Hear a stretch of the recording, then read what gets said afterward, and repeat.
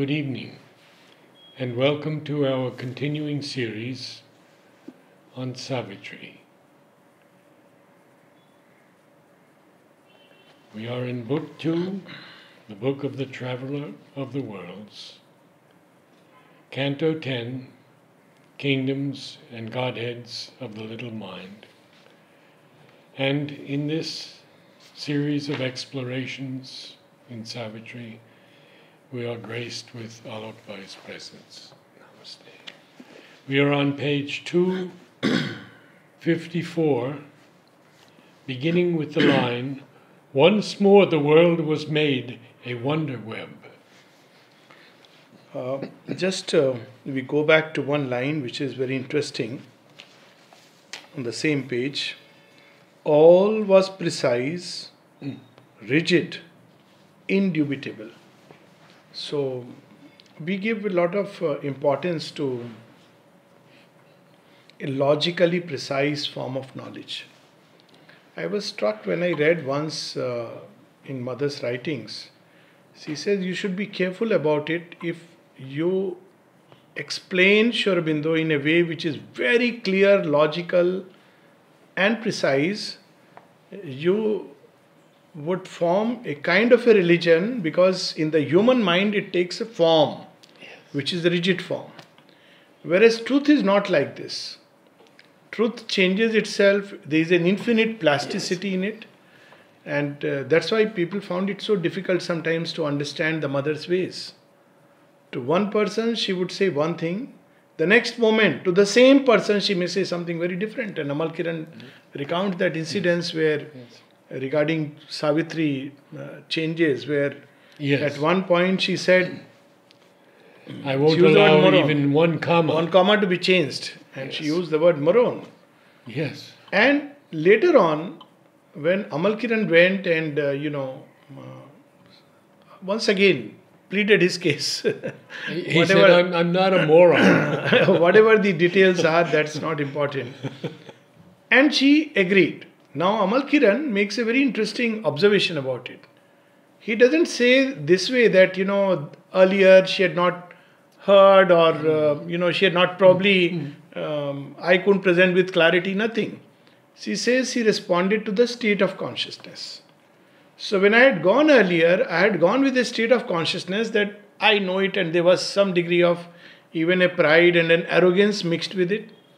And next time when I went, it was with a very genuine inner feeling that Sri Aurobindo should be absolutely, presented in without anything else. And she agreed to that. So basically, we understand by truth something which is very, very cut out neatly. And that's one problem people have even, when they try to understand the Gita. They want a very clear formula of do this, don't do this. But life is not like that. Evolution is not like that. Creation is not like that. And of course, the divine, he revels in breaking his own norms and rules. In fact, at the highest level, we discovered there are no rules but habits. Mother speaks today. We just read about knowledge. Yes. And how the yogi or even the supramental being can't put it in consecutive order because it's totality. Yes. It's a simultaneous vision. Exactly. Whereas when we speak in a successive way. That itself falsifies. Right. Human language is not meant to, express that truth. So this is how reason tries to understand. Mm-hmm. The second thing which we are seeing, which we read in the passage earlier, that Sri Aurobindo is not belittling reason. Sri Aurobindo is showing its place and its limits. Now, reason depends upon the senses, and the senses are form makers in a certain sense.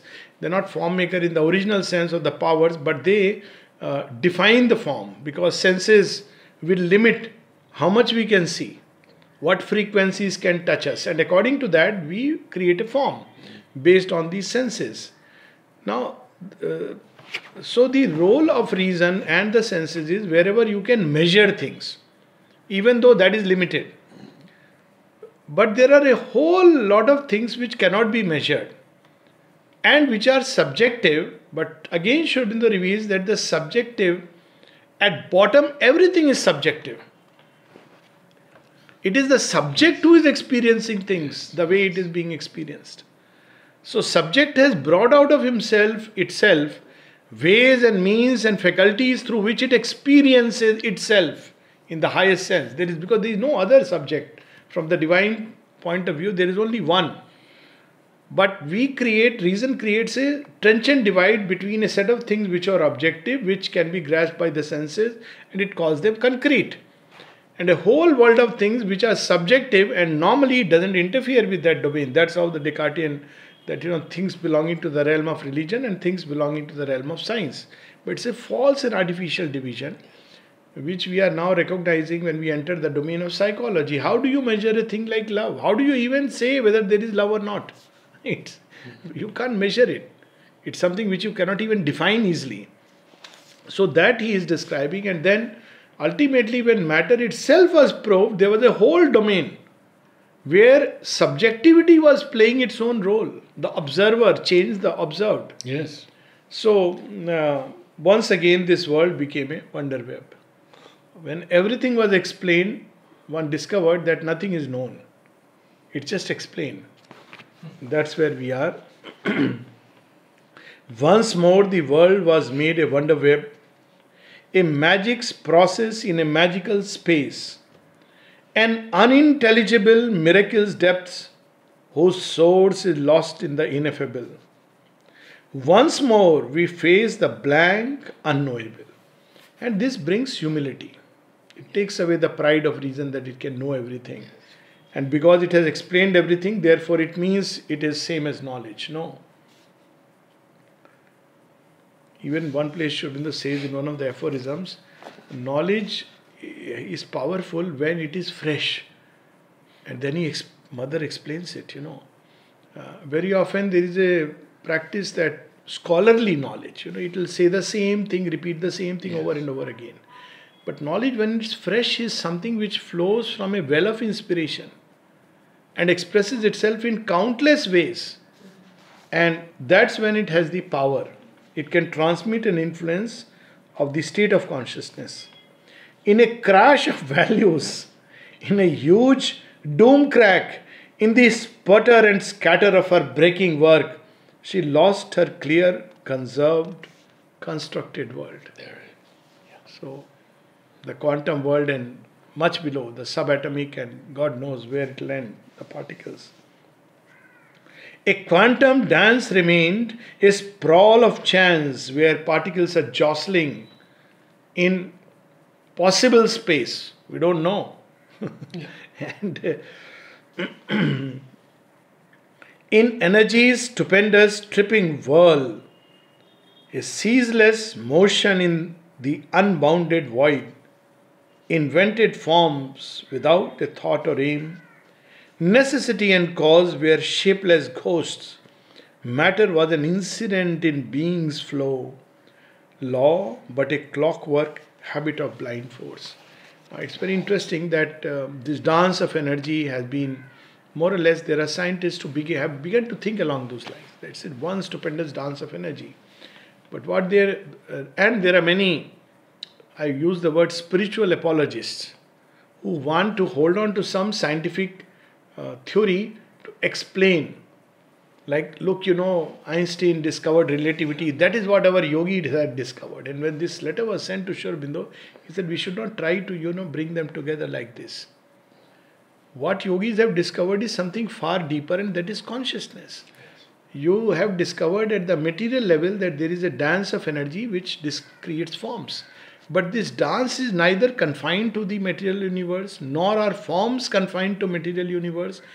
And when we go beyond all the possible shades of energy and all the possible forms mounting in a hierarchy from the most material to the subtlest, then you have a state which is beyond forms, the utter formlessness, which are nothing but states of consciousness. So it's a far, far way to go, and we should not be in a hurry. But often people use this. Look, we have discovered energy. Look, this is Maya. Our ancient rishis said so. It's trivializing both. Yes. It's trivializing the rishi who made far profound discoveries and trivializing the scientist who at the end of it says, all my work you have declared in one word, Maya. So, and he uses the word tripping whirl. yes, It's, it's I think more related to the energy, I think so. where it just suddenly escapes into a void and suddenly it appears again. So it's a tripping. We don't know where it goes. Yeah. We don't know how it appears. Where is it Yes. come from? Yes. Ideals. Now there is a practical side to it, not just the scientific practical. Scientific practical, he uses this Maya for tremendous purposes. Even Asuric Maya is very powerful. It can create worlds. It can create illusions. It can give a lot of weapons are born out of that. So science has used this power of Maya at the most material level in very powerful ways, both good and bad. But the problem is that if we think about just reason as the highest, and then we devise all these ideals, ethics, based on this power of reason, they itself begin to collapse, because if there is no basis, sustaining basis, no underlying permanent reality or something known as truth, then all our ideals and ethics collapse. This is the big challenge. Ideals, ethics, systems had no base. That's why in Indian thought the base is called dharma. It's not logic or rational, it's dharma. Dharma is something which is eternal. So there is the Sanatana Dharma. There is an eternal truth which is underlying the universe. And the more we align with it, the more, now here we have a basis for ethics. If we align ourselves with this eternal law of being, which is an evolutionary law, then we are going with the being's flow. When we don't align with it, then we are, even if we are rationalizing our actions or seemingly doing the right thing, still we are not aligned. It's like, to leave your parents for a higher spiritual pursuit, what Buddha did. Is it right or is it wrong? From a certain ethical standpoint, it is not the right thing to do. From dharma point of view, he did something which was absolutely in tune with dharma. Because that is the cry of his being, to discover a greater truth. So when he does that, he is following the law of dharma. Or we take an opposite side, a completely different context where Arjuna has to fight a battle, and so is Karna and other warriors to fight. And the Karna and the other warriors are equally justified. They are saying, it's our kingdom. And why are you attacking us? Actually, they are the ones who have first outcast them, but that is not the issue. The issue was not at all that, whether they are justified morally or they are justified morally. Both had their own justification. The issue was that India had to be, at that point of time, united into a single kingdom. A nation was being born. And the basis of this nation has to be not force but wisdom, which the Pandavas embodied. If anybody in the Kauravas could embody it, Krishna would have allowed them to take over. So, again we see a totally different aspect, unlike Buddha where he is withdrawing from the world and it is dharma. For Arjuna, it is perfect dharma to engage in that battle. Because through it, a nation will be born and truth will have a chance to survive, like the allies and the Axis powers. But people may say, why Sri Aurobindo why he had to take sides?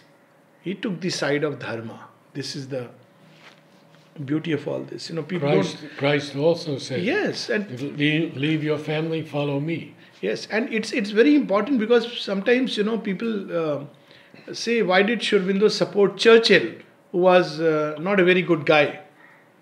Now, it's not about being good guy or bad guy. Churchill had his defects, his vices. It doesn't matter. It was not about Churchill. He was not supporting Churchill or England or anything. He was supporting dharma, which if the allies won, there was a chance for dharma to survive, or at least it never can be destroyed, but at least the pathways of the evolution of dharma can remain open. Otherwise, they will be blocked for millenniums to come. So, but if we take a purely rational argument, then you can justify either ways.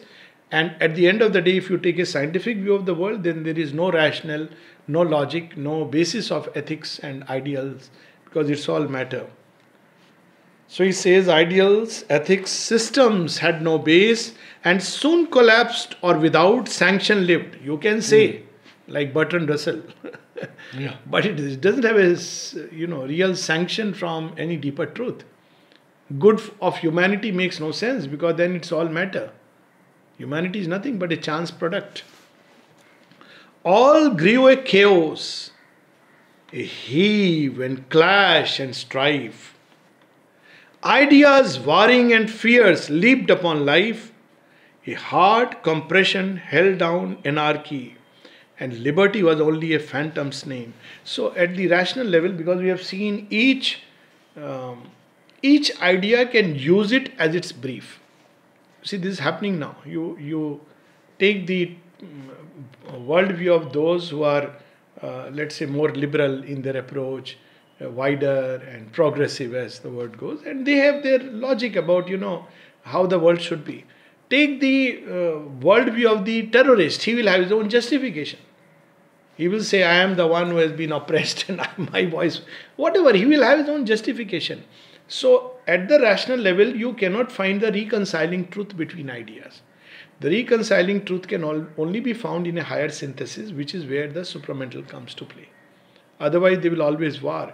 Democracy has its own advantages and disadvantages.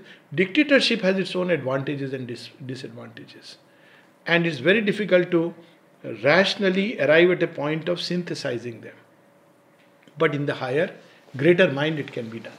So he's showing the limitations. And liberty was only a phantom's name. How can there be a liberty when everything is bound to matter's laws? Yes. Where is liberty? It's only a talk about liberty. Creation and destruction, worlds enarmed on the bosom of a torn and quaking earth. Look at this line. It's Harihar, Shiva and the great preserver dancing together. Creation and destruction. Even it reminds of a particular vision captured in one of the Puranas where Shiva is dancing and destroying everything. So Parvati joins him and she starts creating everything.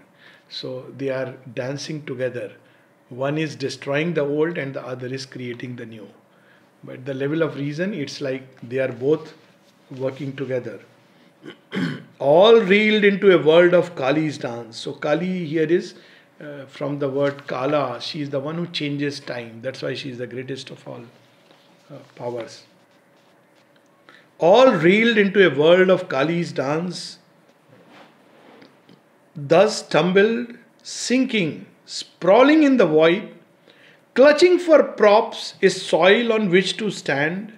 She only saw a thin atomic vast, the rare point, sparse substratum universe on which floats a solid world's phenomenal face. Look at the marvel of these lines. That's what we have been talking about.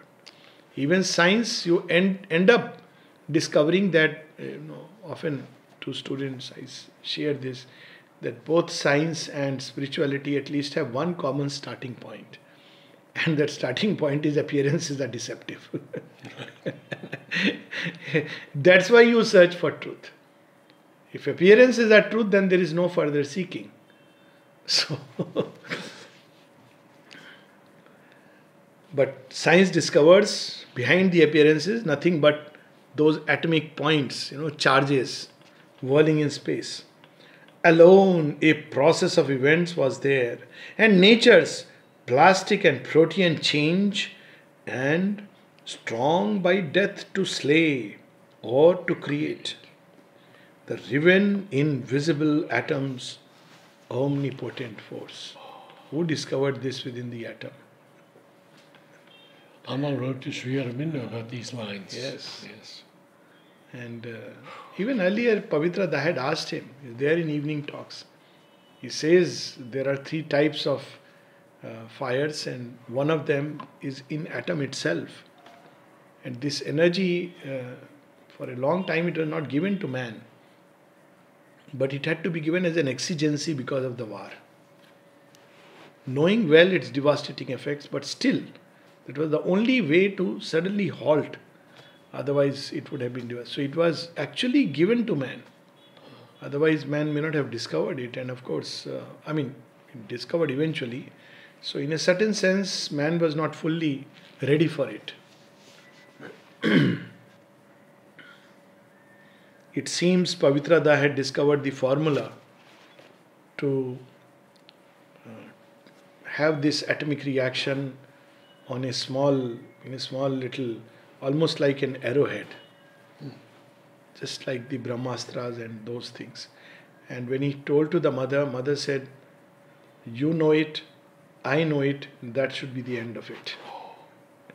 He never gave that formula. But the story is there and from very reliable sources.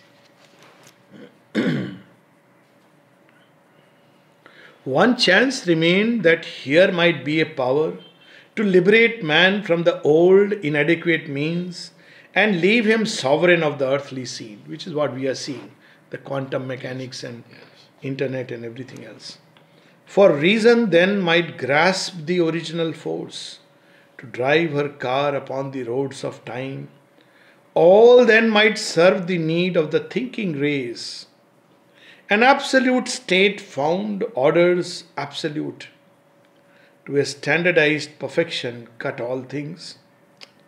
In society build a just, exact machine. This was 50 years back, we see. On one side, this kind of a revolution started. So many things we have today as a result of this quantum mechanics which they discovered. At the same time, we also see a revolt against a highly industrialized, structured society where everything was according to rule and law.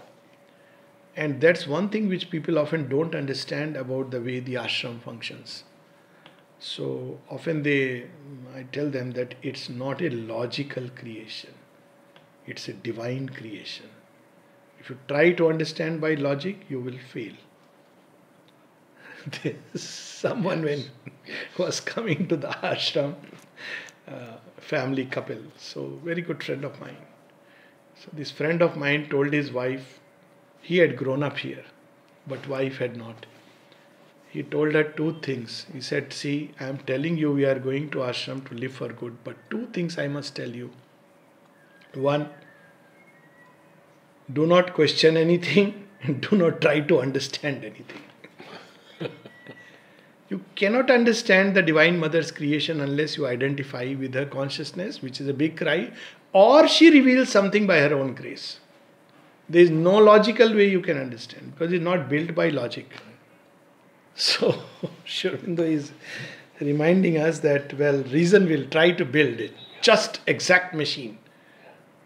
Order, law, why the divine can punish. There is a line in Savitri, the wisdom that punishes virtue with defeat and allows somebody who is good to go through one series after another of seeming failures, misunderstandings. There is a wisdom in it. It comes when the mind falls quiet. Then this awakens. But that will come later. Then science and reason, careless of the soul, could iron out a tranquil uniform world. Aeonic seekings glut with outward truths. And a single patterned thinking force on mind, inflicting matter's logic on spirit's dreams. A reasonable animal make of man and a symmetrical fabric of his life. This is how justice operates.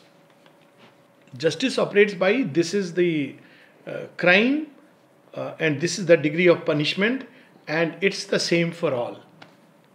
But divine justice in the world doesn't operate like that at all. It's very strange. Orwell in 1984, totalitarian government. Yes. Divine justice operates very strange ways. There would be somebody who is declared a sinner. The other day we were talking about, see St. Augustine's story. Yeah. What is his merit? To be exalted to what levels of, I read some of his prayers. It's amazing. So much laced with a psychic urge. When you look at his life, pre-35 years, It's unimaginable. Sri Aurobindo has also used the word. How the divine grace can come? It doesn't follow a logic. With him, certain tendencies are being exhausted. With someone else, he is beginning to experience those tendencies. See, a world of difference. Yes. With Pranab, I remember once mother told him, you could have been. It's not that you don't lack intellectual capacity. Some people used to think, oh, he doesn't think much. But mother said, it's not true. You could have been, but you took this challenge of working on matter. That's why he has completely identified his consciousness with matter. So otherwise you could have taken that path. But you have taken this, which only the divine can see and understand. There was another person who was an alcoholic. And someone asked mother, why you are keeping him here? She said, if you would have gone to Himalayas, he would have been a great yogi. This problem he has taken upon himself and I am working upon him. Now, these are the ways of the divine. Somebody would say, where is justice? To another person, she will turn away. We are drinking alcohol, leave and go. There is a third person whom I know who still is, two persons, brothers. Dadas, so strong and disciplined. His brother, he tells me, oh, you people don't know the mother. How wide and liberal she was. She would give me money to drink alcohol. But she used to say, take it quietly in your room. How will you understand this Leela? Of course, you can understand it outwardly also. That when she takes care of one, she takes care of all who are connected, when there is a child who is open. Also, she understands the unique difficulties of each one. And third, a very practical level, that you please don't go outside and scandalize. But look at her ways. To Dara, she would give pocket money to pick up his smoke. But in the ashram, smoking and drinking are not allowed. How are we to understand this logically and rationally? We cannot, because there is a deeper truth which sees things. They are each one's own evolutionary law. That's why it's called dharma. There is no other word which can explain it. The mother says that in one of her talks, she says, there is no other word which can explain the divine law or completely capture it except dharma. She says that. No other word. And there are so many examples in the ashram. So many are ways, and which will look like irrational, self-contradictory, but it's not like that. There is a deeper truth. This would be nature's peak on an obscure globe, the grand result of the long ages' toil, Earth's evolution crowned, her mission done. That's why we see even the highest values of the old world have collapsed. And whenever there is a change of age, this happens. In Mahabharata time, the highest values were embodied by Bhishma and Drona, on this side by Arjuna, Vidura. None of them helped. Yudhishthir, none of them helped. Because Sri Krishna was bringing something new. Same thing we see during Christ. That's why the Roman Empire felt threatened. Exactly. By whom? I mean, if you look at it, what is his power? Yeah. But they felt threatened because he brought in a completely new value. He started liberating mankind from slavery to his own ignorance. And they just didn't understand. They thought freedom means my own kingdom is in. Of course, your kingdom governed by ignorance and falsehood is in danger. Yes. That was the power he brought. Same we see with now Sri Aurobindo and the mother bringing in completely new law. So might it be, and now comes the punchline, so might it be if the spirit fell asleep. Yeah. The divine does not want that kind of a symmetrical fabric of life. That's very clear about it. It won't be divine creation, but another rational creation, sattvic society, which have existed in the past but have collapsed. Because they move within limits. They are not evolutionary. After a while, they standardized everything. And then they collapse. So might it be if the spirit fell asleep, man then might rest content and live in peace. Matter of nature. Master of nature, who once her bond slave worked. The world's disorder hardening into law.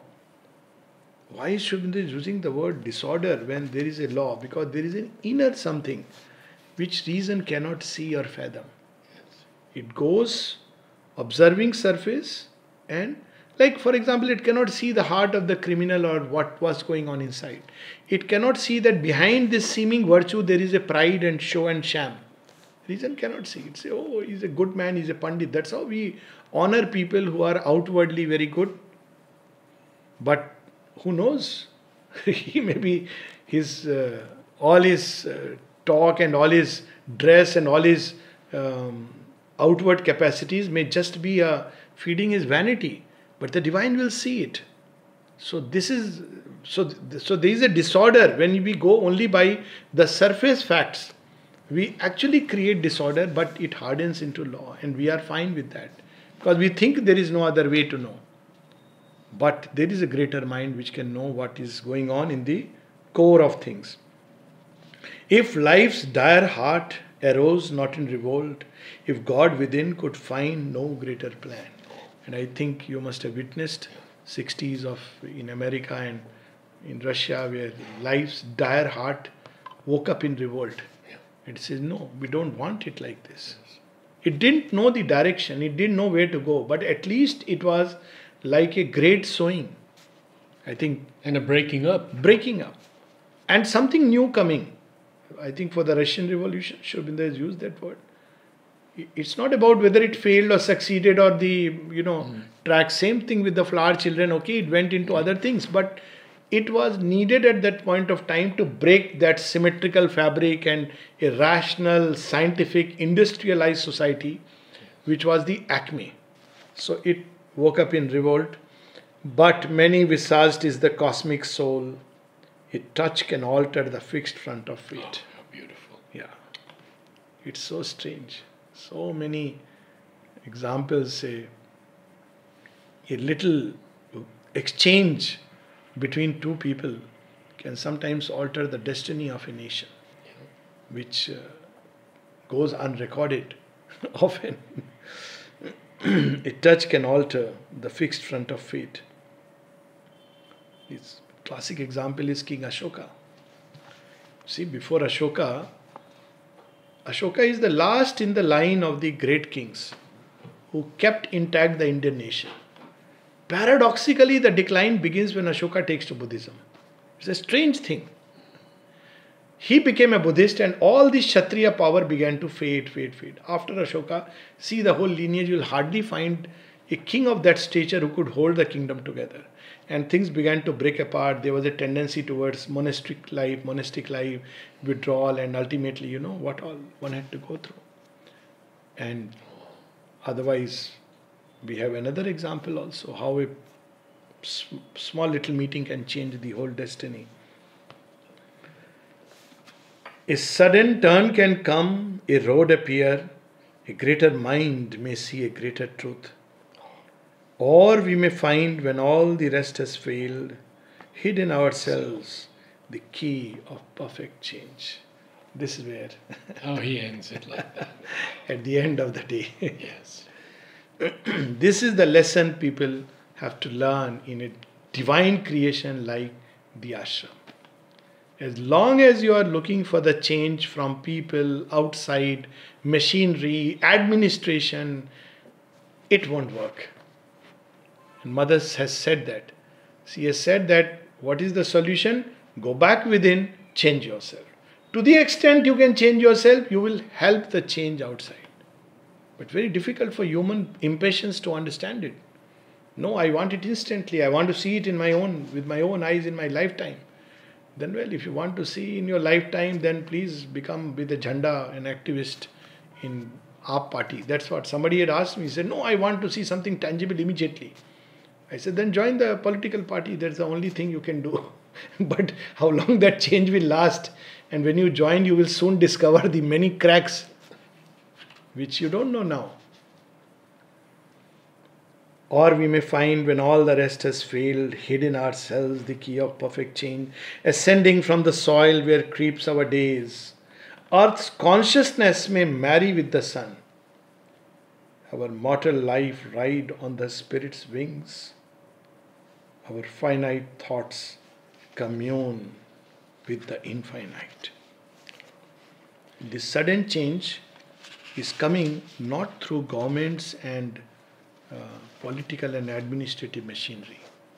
This is coming from within man. It is coming in the children of today.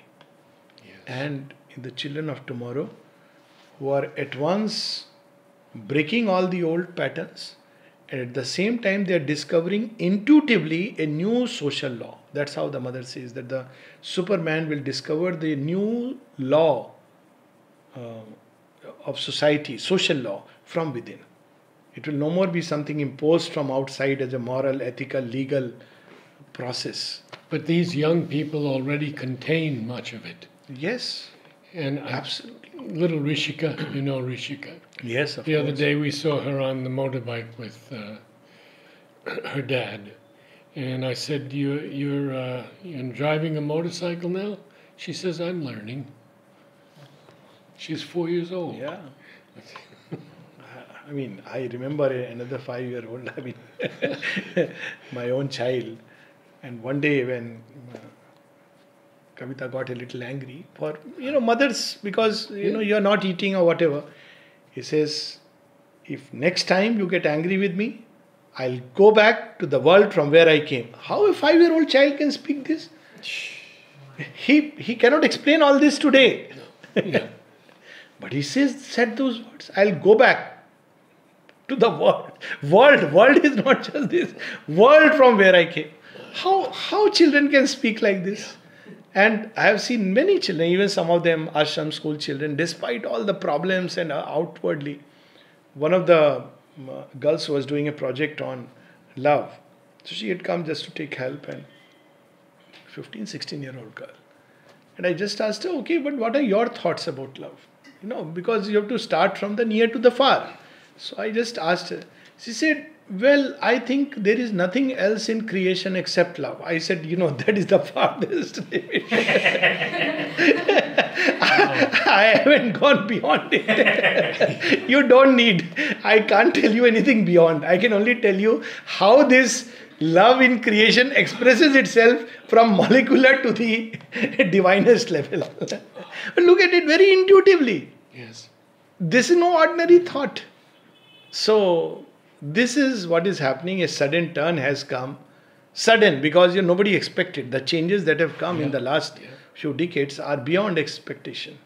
Children are behaving in ways which are baffling the parents and the teachers alike, and they don't know what to do about it. And perhaps it's best that they don't do much about it. True. Because perhaps doing and interfering may create more chaos. Yes. We should leave it to the mighty wisdom that is working in nature. So we'll meet again. Namaste.